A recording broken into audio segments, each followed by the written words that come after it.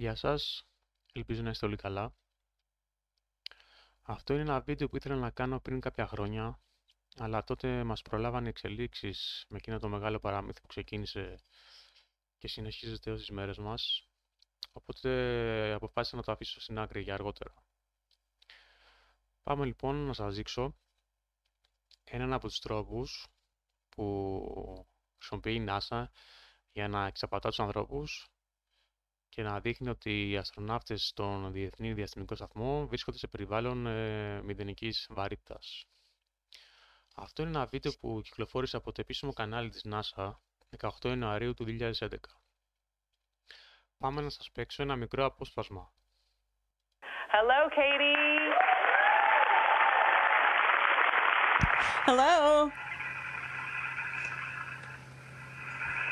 This is so cool, isn't it? Hey, Katie, I want to Welcome ask you aboard a the question. space station. This is Leah. Welcome aboard the space station. This is Leah. Welcome aboard the space station. Look at this. Wow. Are you going to be okay, or? There's a delay, too, so we got to take that into consideration. Katie, can you hear me? You know, we Yes.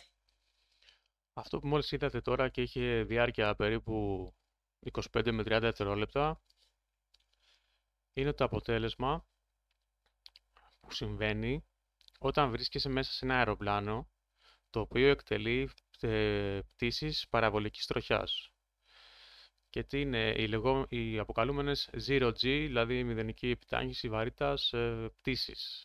Και είναι ένας από τους τρόπους με τον οποίο εκπαιδεύονται οι αστροναύτες. Πώς λειτουργεί? Λοιπόν, έχεις ένα αεροπλάνο, σαν και αυτό εδώ, μεγάλο αεροπλάνο, jet, σαν τα Boeing 747, το οποίο εκτελεί αυτή την παραβολική τροχιά, έτσι, και στο διάστημα αυτό, από εδώ μέχρι εδώ, οι επιβάτες βιώνουν μηδενική βαρύτητα. Σύμφωνα και με μια εταιρεία που προσφέρει αυτή την υπηρεσία, διαρκεί 20 με 30 δευτερόλεπτα. Κάποιοι λένε ότι μπορεί να φτάσει και παραπάνω. Οπότε, πάμε να σας δείξω το βίντεο αυτό δίπλα-δίπλα με το animation που έχω φτιάξει, το οποίο θα έχει διάρκεια ακριβώς όσο διαρκεί μια παραβολική πτήση. Αλλά πριν πάμε σε αυτό, θα ήθελα να προσέξετε λίγο τα μαλλιά της κυρίας στο βίντεο, τα οποία τα έχει φτιάξει έτσι με έναν τρόπο που να μην κινούνται. Προσέξτε, δηλαδή κουνιέται και μένουν σταθερά. Είναι κάποια περμανάντ που έχει κάνει. Και ο λόγος που το κάνουν αυτό δεν είναι για να φαίνεται ότι είναι από τη μηδενική βαρύτητα και καλά πάνε προς τα πάνω, αλλά είναι δύσκολο να εξομοιώσεις την κίνηση των μαλλιών σε περιβάλλον μηδενικής βαρύτητας, όπως ας πούμε εδώ πέρα σε αυτό το βίντεο. Αν προσέξετε, τα μαλλιά έχουν αυτή την κίνηση, τη φυσική κίνηση, κινούνται προς όλες τις κατευθύνσεις. Είναι δύσκολο να το εξομοιώσεις αυτό. Αυτό που μπορούν να εξομοιώσουν είναι τη μηδενική βαρύτητα στα υπόλοιπα, δηλαδή να φαίνεται ότι αιωρείται. Και δεν είναι τυχαίο που το μέγεθος του Διεθνή Διαστημικού Σταθμού είναι όσο το μέγεθος ενός επιβατικού αεροπλάνου Boeing 747. Έτσι. Αυτή τη φωτογραφία θα την αναλύσουμε λίγο αργότερα. Πάμε πρώτα να δούμε το animation. Hello, Katie. Hello. This is so cool, isn't it? Hey, Katie, I want to Welcome ask you aboard a the question. space This station. is Leah. Welcome aboard the space station. This is Leah. Welcome aboard the space station. Look at this. Wow. Are you going to be okay, or? There's a delay, too, so we got to take that into consideration. Katie, can you hear me? You know, we Yes, I can hear you. Yes, I can hear you. Oh, good. Okay, well, I'm not the brightest person, so please don't try to say smart things. Νομίζω τώρα που τα είδαμε δίπλα-δίπλα έγινε πιο ξεκάθαρο. Πάμε να αναλύσουμε και τη φωτογραφία που σας είπα,